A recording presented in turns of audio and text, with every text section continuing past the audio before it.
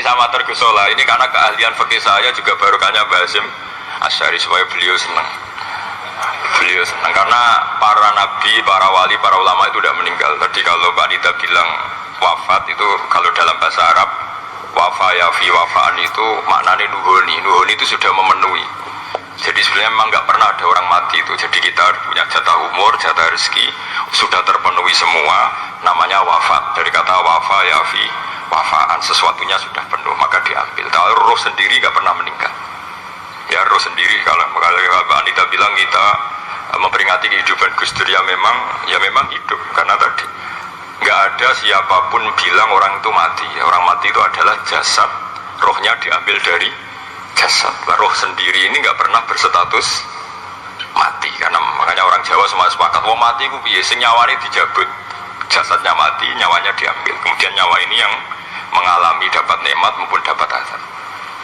Sehingga keyakinan ahli sunnah wal jamaah ini perlu didoakan karena menghadapi Allah butuh topangan doa dan doa itu nggak pernah salah karena otoritas doa itu milik Allah Subhanahu wa ta'ala. Tidak bisa kamu nyemprit Allah ini sudah akhirat loh, amal nggak ada gunanya, tidak bisa.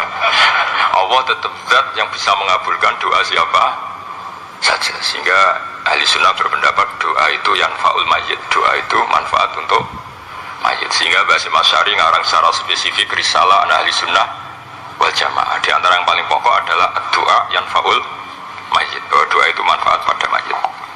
Ini saya hitung ya guru-gurunya Mbah Hasyim. Darus Salhat Muhammad Hasyim Asy'ari ini karangannya Asad Syihab, orang Libanon. Buku ini selesai tahun 72. Beliau lama sekali ikut ngaji di sini sama Mbah Hasyim. Tapi sebagai peneliti beliau kesini sudah alim. Enggak, terus masih menghafalkan alibata itu enggak, masih sudah alim. Darus Salhat Muhammad Hasyim Asy'ari fil Haramil Makki Syarif fi Makkah Al-Mukarramah alaihi ulama. Seterusnya beliau hitung ya. Amsalus Syekh Ahmad Amin Al-Attar wa Sayyid Sultan bin Hasyim wa Sayyid Ahmad Zawawi. Ya dihitung ya sudah berapa itu.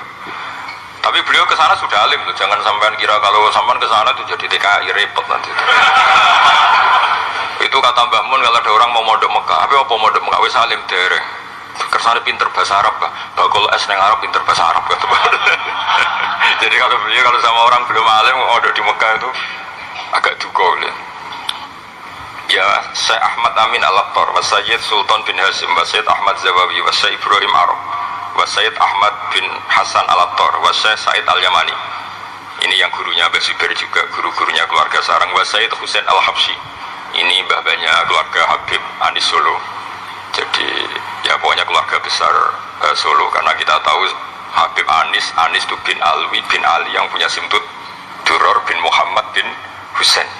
Alladzi tawala mansibal iftah hatta wafatul maniyah wa Sayyid Bakar Sato, ini yang ngarangnya Anatul Talibin, wa Syekh Rahmatullah wa Sayyid Alawi bin Ahmad As-Segaf. Ini yang ngarang Tarsihul Mustafidin. Kita tahu Sarah Yana paling terkenal adalah dua, ya Anatul Talibin dan Tarsihul Mustafidin. Itu dikarang oleh Alawi bin Ahmad As-Segaf.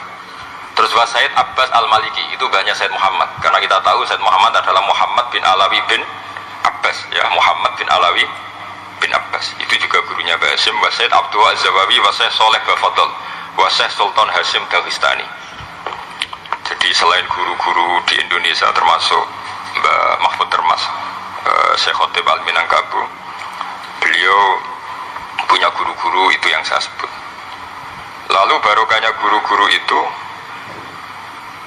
ya, barokahnya guru-guru itu Mbah Hasyim berpikir seperti itu, dan berpikir seperti itu yang mengilhami Gus Wahid, kemudian Gus Wahid mengilhami Gus Dur. Kenapa saya cerita ini? Supaya kamu tahu bahwa pikiran-pikiran besar Gus Dur itu ada sanadnya. Jangan sampai kamu berpikir Gus Dur cerdas muka kan delok film lah, terus gue delok film kan repot gitu. Jadi makanya ini, karena banyak juga yang cerita Gus Dur sebagai budayawannya, sebagai demokratnya, sebagai pluralisnya. Yang cerita itu kan sudah ada, masa saya disuruh cerita itu lagi?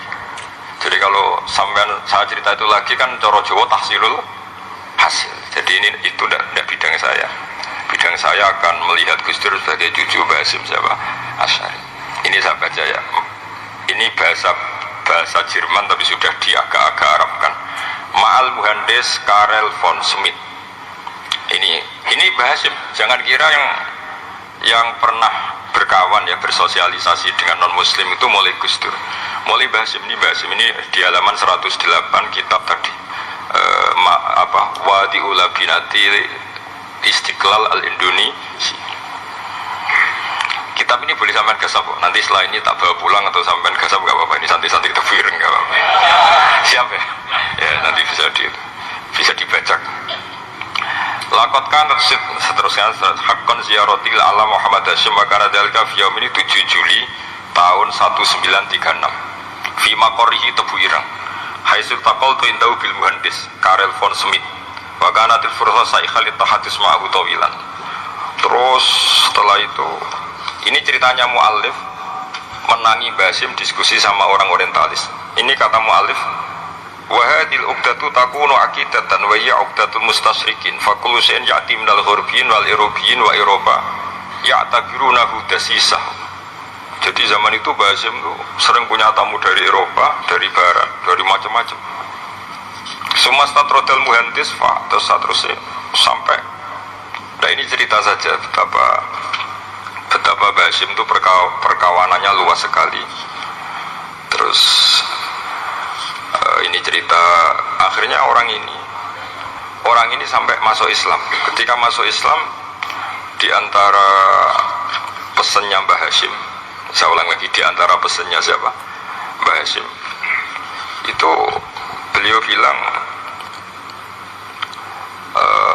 kamu harus dipikir-pikir lagi katanya.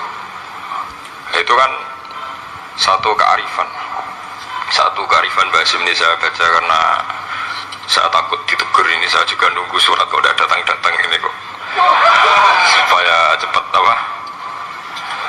cepat selesai. Ini bebas kalau ada surat malah kebenaran ini karena sudah mulai nyari-nyari ya. Jadi saya mohon nanti kitab ini bisa dikaji di sini. Nanti saya tinggal di sini ada cerita-cerita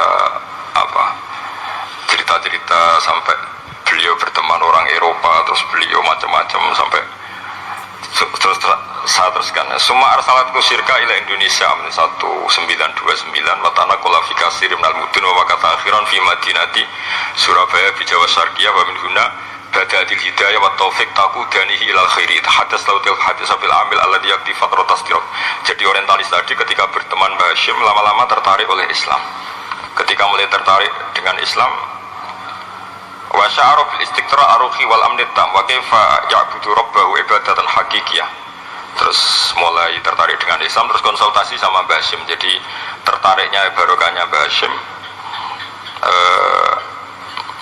Orang ini kemudian wabakiyal muhandis itu insinyur Karel von Schmidt fi Indonesia hatan talatil harbul alamiyah, sehingga perang dunia kedua selesai. Wa indama qawamal Indonesium didal humil al-Hulandi fi harbil istiqlal am wa kana muhandis fi sufil Indonesian dafa'u islamu liya syariqa satrusi.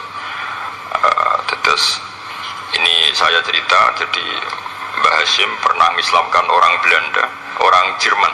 Orang apa? Orang Jerman. Terus orang ini hidup di Hamburg sampai akhirnya beliau dakwah Islam di sana. Jadi ini ini pentingnya supaya sampean tahu bahwa Tebu Ireng mulai dulu adalah komunitas internasional. Ya, Tebu Ireng mulai dulu adalah komunitas internasional.